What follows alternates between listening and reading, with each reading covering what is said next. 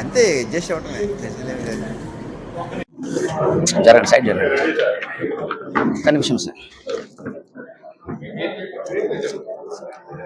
నా పేరు కె రాజనందన్ విజ్ఞాన్. జాతీయ అధ్యక్షుడిగా, అంతర్జాతీయ రాయబారిగా, అంతర్జాతీయ మానవ హక్కుల కమిషన్ ఐక్యరాజ్య సమితి మండలి గుర్తింపు పొందిన ఏకైక సంస్థ నుండి ఈరోజు ఆంధ్రప్రదేశ్ చాప్టర్ని, ఆంధ్రప్రదేశ్ కమిటీని నియామకం చేస్తూ ఉన్నాం. ఆంధ్రప్రదేశ్ ప్రజలకు ఎక్కడ అన్యాయం జరిగినా, ఎక్కడ ఇబ్బంది కలిగినా, ఎక్కడ సమస్య కలిగినా మేముంటామని భరోసా ఇస్తున్నాం. మేముంటామని తోడును చెప్తూ ఉన్నాం. మేముంటామని వాళ్ళకు ప్రోత్సాహకరంగా చెప్తూ ఉన్నాం.